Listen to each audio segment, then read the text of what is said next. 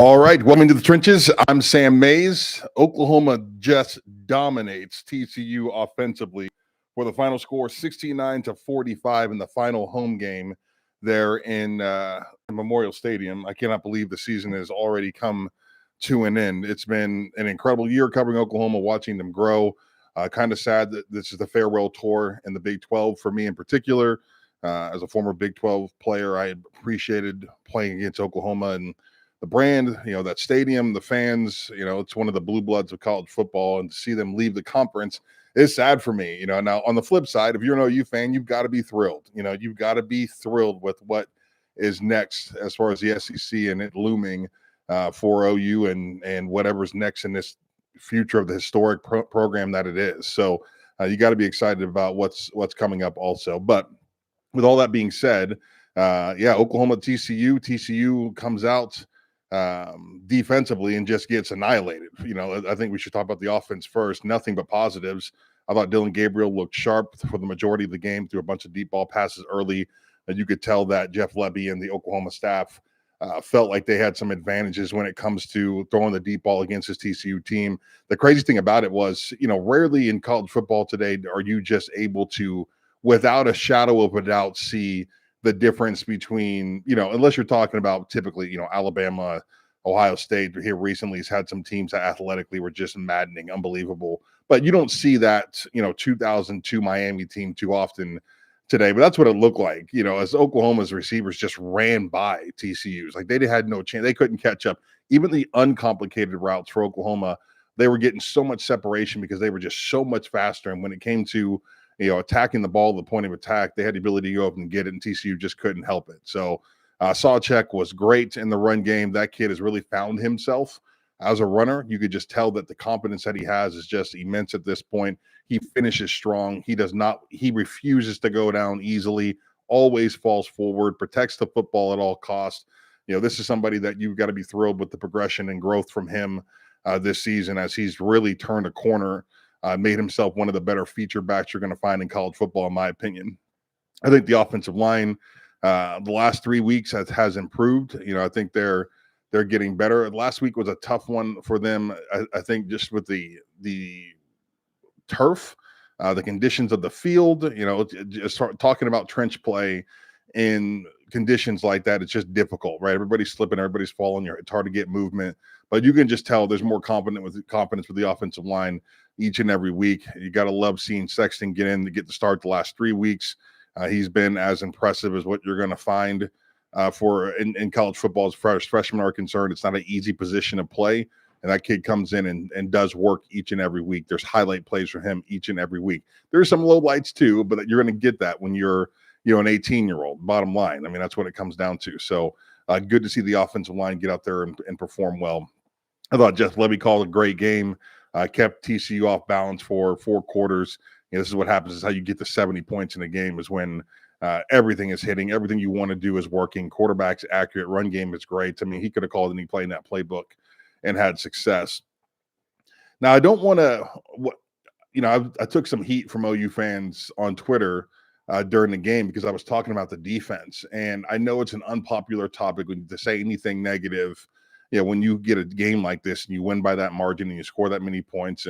But I'm a little bit concerned with if the OU defense has improved in any way from last year to this year, it's technique, right? Across the board. If you watch all starting 11 players, the technique of the position that they're playing is significantly better. And when they understand what they're doing and they know what they're doing, they execute at a high level. The coverage is better. The safety play is better.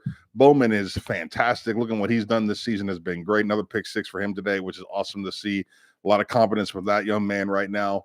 The problem is when they don't understand what they're looking at in front of them, right? Like they fail miserably. And so in the very beginning of this game, TCU's out there just stumbling and fumbling offensively, hurting themselves more than OU was doing. But if you go back and watch that first couple of series, you're going to see a bunch of TCU players just running free in space, a bunch of missed opportunities by a young quarterback that's beat up on the road here this season. He struggled to get himself going. But against a good quarterback, all of a sudden TCU's up 14-7, right? And in a game like that, then all of a sudden the conversation changes completely. Like TCU wasn't good enough to take advantage of all the opportunities that Oklahoma was giving them on the defensive end. I am very concerned that it seems like from I don't post Texas, essentially there's been this slow but steady digression in the understanding of the defense, and then maybe on the flip side, look, there's a bunch of great coaches in this league too, and maybe what's happened is they're just being schemed into the situations that they're in and failing that way. Regardless, this is the Venables thing, right? Like, I understand that the Venables defense is complicated, more complicated than most. And your defense can be all complicated if you want it to be, and it can be great when it's understood. But if it's not being understood, right? If guys aren't out there picking it up and understanding what they're supposed to be doing as the offense unfolds in front of them, if they're not having pre-snap reads that are giving them information that's going to help them dictate what happens next defensively, that's on the coach, right? That's on this. You got to fix the scheme. You got to find a way to make it more digestible for your team. And that's what my biggest concern is at this point, is that they're struggling academically because they're just not digesting it. They're not getting it. And at this point in college football, it's not one of those, college football is not that thing where you're like, cool, this kid doesn't understand it. Well, I'm going to go ahead and cut him, right? And then I'm going to hit the free agent market, or we're going to trade somebody, or we're going to plan on picking up somebody in the draft because this guy's, you got to find a way to win with what you got, right? Jimmy's and Joe's win college football games. Your roster wins college football games. Their ability to learn helps you win college football games. And if they're not digesting it, if they're not learning it or understanding it, you've got to find a way to change it in a way that they do, right? This is what makes great teachers great. Like, every one of us has got a teacher that we remember growing up in middle school or high school that just had a way about finding a way to teach you individually, right? You might have been struggling in class and you went to this teacher and the teacher said, let's try it this way. And he found a way to help you digest the information that you were being given, and you had more success. Like, that's the goal of this coaching staff, right? They've got to find a way to get that defense academically up to speed, so when they take the field, it doesn't look as discombobulated as it does. I mean, TCU scored a bunch of points today, a bunch of points. And they missed on a bunch of opportunities because they just didn't have the talent out there to take advantage of it. Sonny Dykes is a great coach. We saw him last year have a team that competed for a national championship. We know what he brings to the table. There's no doubt about it. But I am a little, and look, next year is another year. You have another spring, you have another fall, you have another year to get better, another year to teach, another year to digest.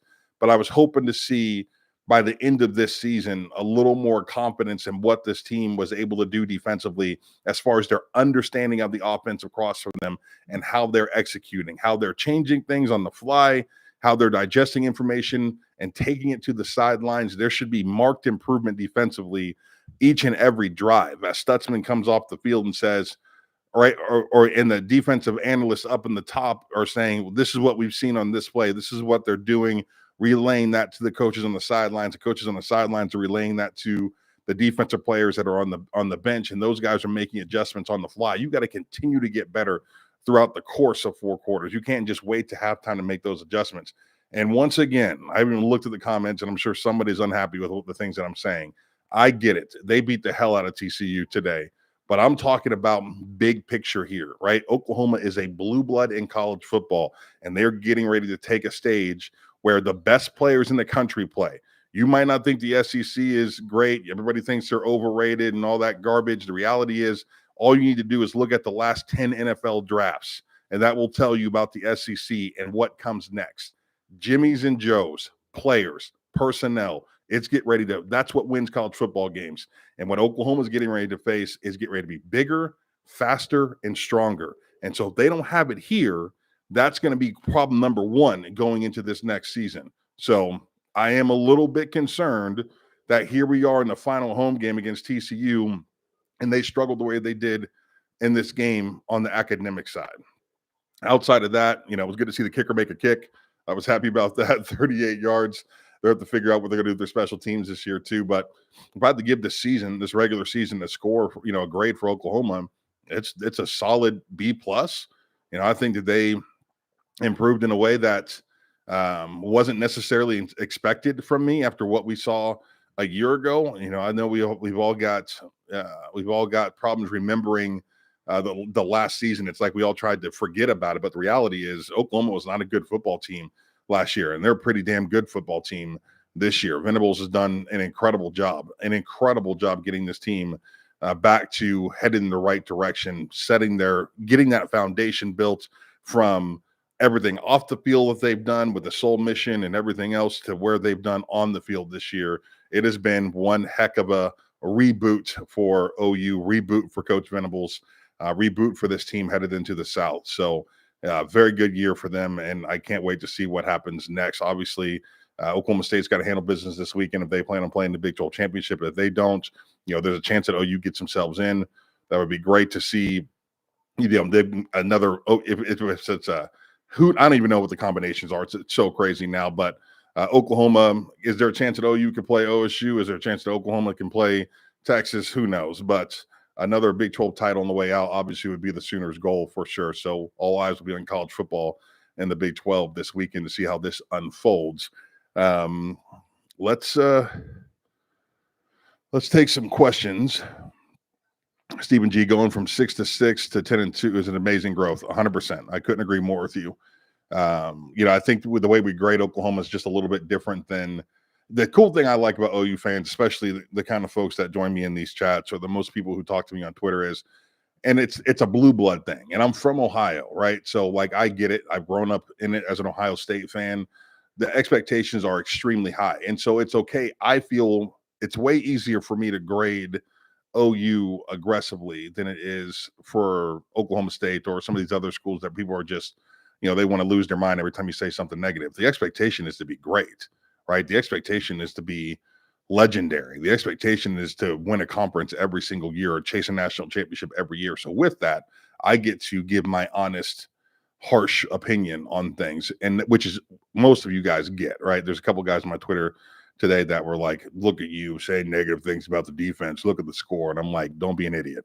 Like if you don't watch it like a fan, watch it like with some intent, and maybe you'll see something a little bit differently. So but yeah, no, I appreciate you guys and the way you go about some things and the way that you see the game. It's way easier to say some of these things when the fan base kind of gets it a little bit and has high expectations. Aaron B, my quick view on this game: defense is not good, but they're not terrible like last year. I know it's weird to say, but hey, also the commentary on this game from Fox was downright disgraceful. Yeah, Spencer Tillman and Brando were just god awful, like almost to the point that it got like Brittany and I were watching the game and it was funny at the end of it. It's like a Saturday Night Live skit. Like, are you guys in on this? Are you guys purposely being this bad so we can all laugh about it at the end? Like, are we being punked? Are you just doing this on purpose? That's how bad that group was today. And I'm typically not, I could watch a football game with no audio, right? I mean, I'd like to hear the pads and the on game audio. I think that's cool. And what technology has done is just made it, I turn it up so loud in my house, it's ridiculous, but it just almost feels like, it makes me feel like I'm back in it when you can hear that audio surround you from the game. So I love that stuff.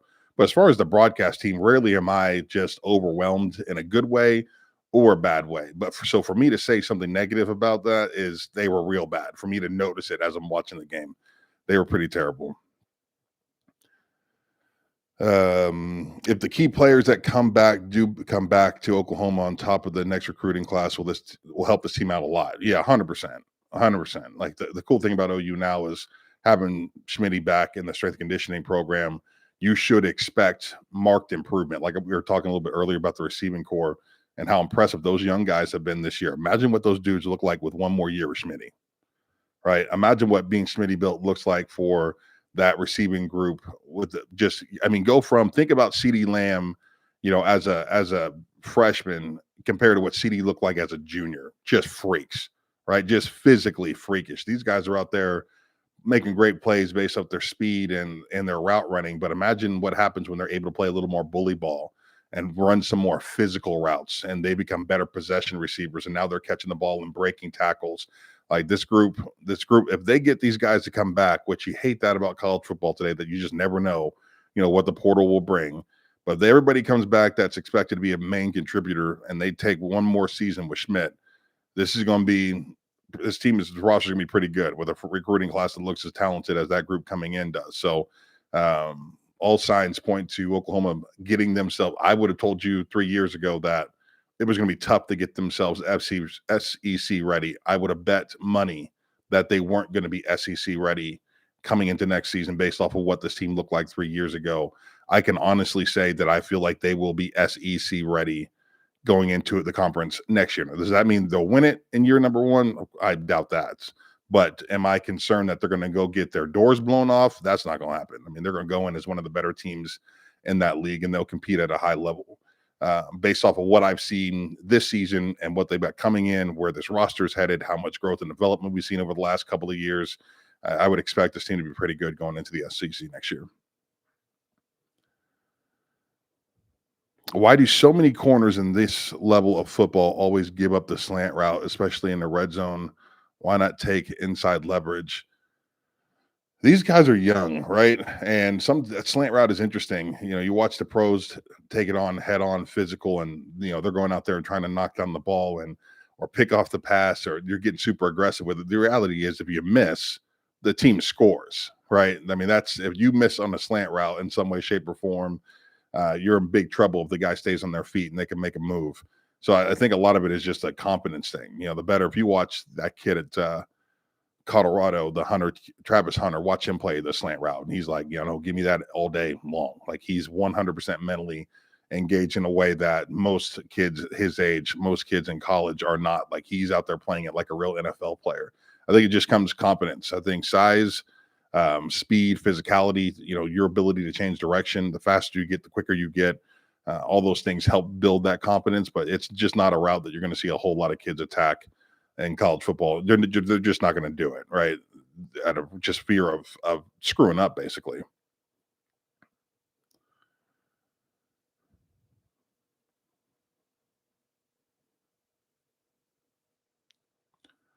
Blinken Riley, shout out to Blinken. Thanks for joining the chat. 44% of TCU's total offense came in the third quarter.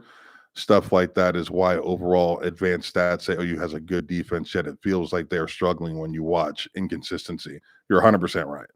You're 100% right. It's real easy for people to go look at box scores and say, well, the game was out of hand, or it was a big play here or there or whatever. But it's the what people aren't. It's the plays that you're not watching, right? The plays that end up being a fail, right? It's a drop pass or a overthrown pass, and everybody claps the defense got off the field. But what you didn't see is the wheel route coming out of the backfield in that second drive for TCU, that kid was so open, he would have bounced his whole body off the goalpost. No one is even near him. On that same drive, there was somebody running across the middle of the field that was so wide open that it was like, did the OU guy fall down? Like, where are these guys? You got to see it. Look, I'll go back and rewatch this game too, because there's always something that you miss.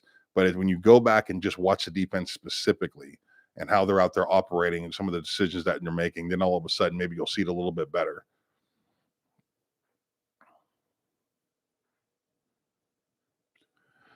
I'm much worried about players going to the NFL. I'm much more worried about players going to the NFL than the portal. Yeah, no, I could see that for sure.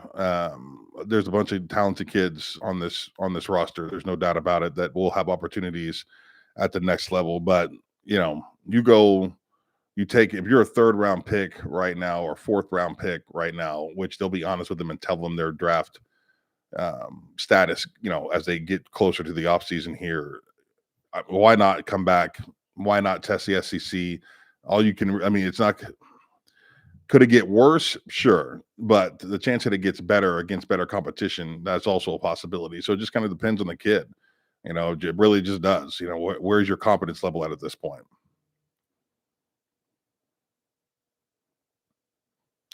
What do you think about recent missed tackles, especially on RBs in the last 3 games? Sucks when you have a guy in the open backfield and just miss. Yeah, those guys got to get better, right? You can't miss tackles like that. And there were several of them in the last 3 games. The BYU game is a tough one because I think the field conditions were so bad that those kids just struggled to stay on their feet. So I'll give some of those guys a pass for that game. But there's been several missed tackles here as of late that they weren't missing earlier in the season. And so it's a little bit concerning, and I don't necessarily know why that's happening, but it is noticeable. Now I'm less confident when a guy gets out in space in that defense than I was, going into that Texas game, as it seemed like one-on-one, those guys are making the tackle, right? They were making it. I was betting that they were going to make a tackle. Now there is some questions of whether they're going to get it done.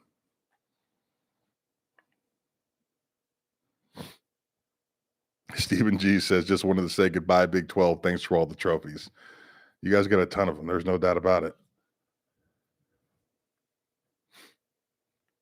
Derek Ives, be honest, Sam. Did our offensive line make a jump, or did Sawcheck emerge and save the day, or a combo of both? I think it's a combo of both. I don't think they probably weren't as bad as maybe they looked at times earlier this season. I think there was some indecisiveness with that running back position that probably put them there. And then at the same time, you're seeing it in Stillwater right now. You go get yourself a back, and all the offensive line does is gain confidence, right? You get yourself a guy in the backfield, and all of a sudden you start hearing the play calls that come into the huddle, and you're like, oh, it's that play. And your dude's in the backfield, and he loves that play. And so you get amped up and you get excited, and you guys you make eye contact with each other in the huddle. And all of a sudden, everybody's got a grin on their face because you know what's going to happen next. And you get down in your stance, and then the defense shifts directly to the spot that you want them to. That 3 technique goes down to a 1 technique. And you all know in your head, this is get ready to be a home run. Like that confidence, that is awesome for any offensive line. You start gaining that confidence, and good things start to happen. So I think it's a combination of both. Sam, do you think the do you think year 2 of a rebuild was a success or a failure as a whole? No, I think it was an absolute success. I think this team is headed in the right direction, 100%. I don't think anybody will fully be able to understand what a bad situation they were in post Lincoln Riley. Like, not only did you have to rebuild the culture at Oklahoma, which somehow Lincoln Riley just took what Bob Stoops built and just lit it on fire with kerosene. You have to rebuild the culture first, and then you've got to rebuild the football program. You got to rebuild the football team offensively and defensively. You got to find a way to get the two sides to work together, because they haven't worked together in 5-6 years. I mean, that's how long it's been since Oklahoma was playing symbiotic football, where the defense was helping out the offense and the offense was helping out the defense. And,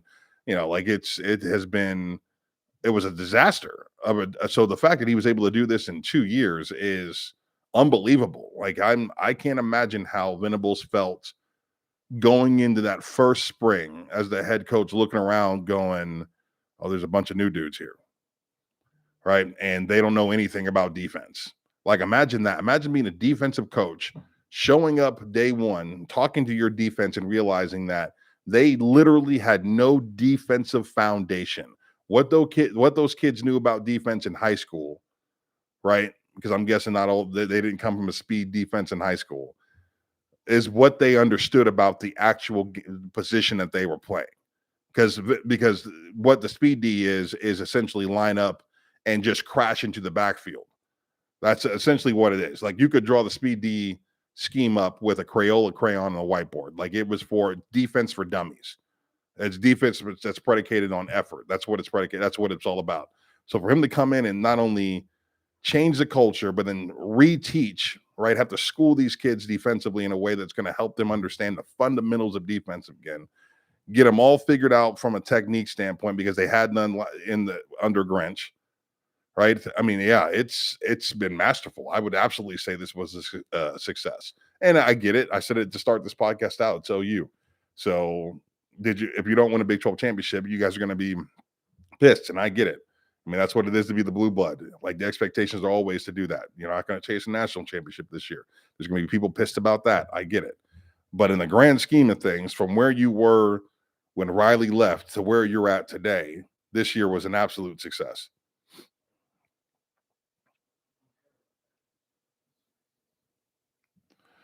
Billy stay or Billy go? He's had a great year, 6 picks, 3 house calls. What does he have left to prove?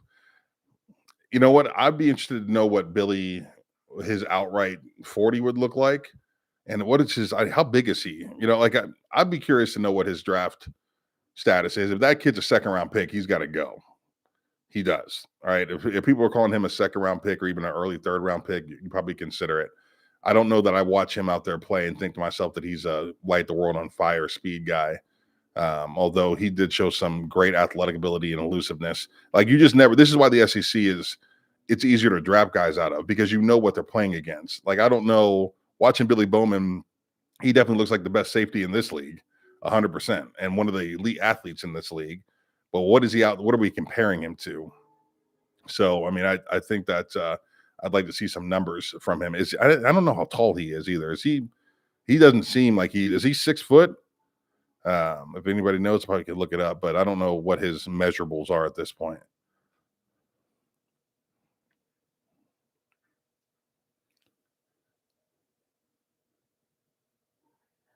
Well, guys, gals, I appreciate it. Make sure you hit the like button. I think DG goes. I really do. Jason Porter at the bottom. What does DG do in the offseason? I think he heads pro. I think that kid is a smart quarterback. I think he is um, talented. I think he is Chase Daniels, right? I mean, I think that he is, I think he could definitely manage an NFL team. He's a game manager type of guy. I think there's a home for him in that league. Is it as a great Super Bowl chasing starter? I wouldn't say that about him, but I think he'll get drafted in a position that would be smart for him to probably go based off of what he's accomplished this season. Bowman is 5'10". Yeah, Derek. I don't know, man. I don't know what his draft status would look like, but he has had one hell of a season. Odds that Drew Stoops gets drafted. I think he'll get drafted. I would like to see he's another one that I'd just love to see what his 40 time is. Like, what is Drake going to just run straight line? Or not even necessarily his 40. I want to see what his 20 is, right? His 10. Like, what is he running from stop to 10 yards? Can he be somebody, like a Wes Welker that was a talented route runner and had just unbelievable quick twitch, response that just was open? Can he be that guy in the NFL? The dude's got incredible hands. He's the best receiver on the team this year for Oklahoma. And really, at the end of the day, probably saved this season. When you think about it, his leadership in that room, I think, is invaluable. He's had an incredible season. I think he'll get drafted, unless he just goes out there and runs up just a god awful 40. But I think he's too good of a football player not to get an opportunity. Do I think Stutz goes? I'd love to see him come back one more year, body wise, more than anything. I think that's another one that's another year where Schmitty would put him in an elite level physically that would allow him to be a better player. I think academically he got way better this year. Understanding the defense, he got way better this year. I think he'd be an asset to an NFL team leaving this year if he had to go. But I would encourage him to come back for one more season. I think it would be worth him just another year of college ball, another year with Venables, another year of film study in college. You feel this is a freebie, get better, level up competition wise. Is he a high round NFL or low round, however you want to say it? Is he a top 3 round draft pick today? Probably. Top 4 round, probably. But I think that he could find himself in a top 2 round if he came back for another season.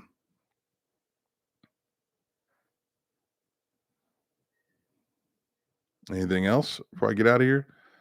If you like my content, please hit that like button, subscribe button. It helps me out so much when you guys do. I really appreciate that. You've been awesome all year long with all the support. My channel has grown tremendously. I'm looking forward to continuing to do this throughout the off season, talking about recruiting.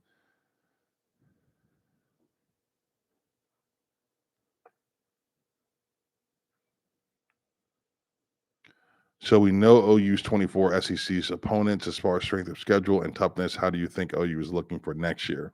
I really don't have it pulled up. I couldn't tell you what they are off the top of my head. I did see Brent Venables trip in the entrance. That was legit scary, legitimately, because now with all that smoke, the players couldn't see him. He could have got real messed up. When he went down, I was concerned. You got a bunch of 300-pounders running through there, and none of them are looking down at their feet. I promise you, they could have really messed that dude up. He was lucky to see him get up and head onto the field. I was real concerned when he went down. It looked bad. I guarantee you, he's got some bruises. Some players fell down on top of him. He was right there in the smoke. It looked real bad. Yeah, Guyton is out because of seniors. He's a senior. Or I think he maybe has one more year, but he's going to go. He's supposed to be a high draft pick.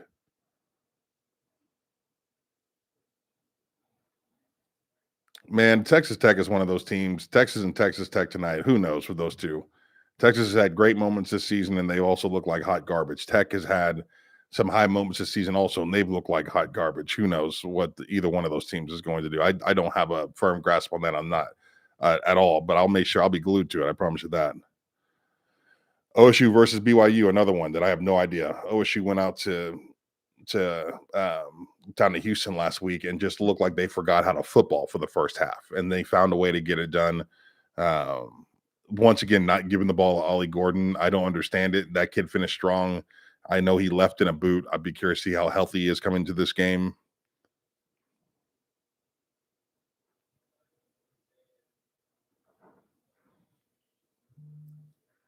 If I had to guess, just based off of what we saw from BYU last week, and that Oklahoma State would win that game.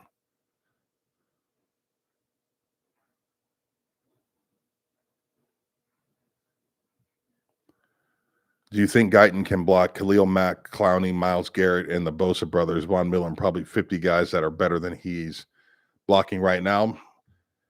I think that Guyton has got the physical tools to become a great tackle. And I think when it comes to the NFL and those guys, do I think he'll block those guys in year one? No. Do I think he'll be able to block him in year 2, 3, 4? Maybe.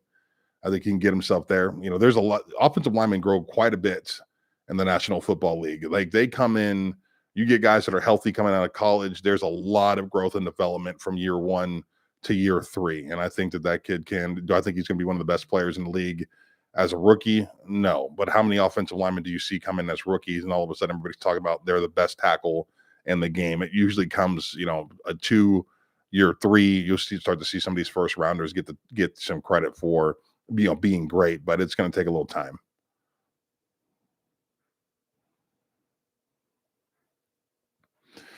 All right, guys, I appreciate you. If you haven't been out for Black Friday and you are headed out, be safe and enjoy the rest of your holiday season. I'm sure I will be on for whatever bowl game, if it's the Big 12 championship game.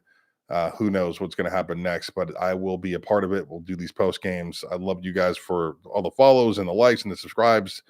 Please doing those things for me. I appreciate it. And make sure you follow me on all the social medias. And check out selloutcrowd.com. All my colleagues do a ton of work. I wish you guys could see this. We have this thing called Slack where each and every week people are just producing their content and throwing it in this. I mean, there's it seems like hundreds of pieces of content each and every week that this group is throwing out there. Eli Letterman, Jenny Carlson, Todd Lisenby, so many great contributors and content creators for Sellout Crowd. So make sure you check out their content too. And I really appreciate it. Once again, you guys have a great rest of your day. Enjoy your long weekend, and we'll talk soon. Thanks.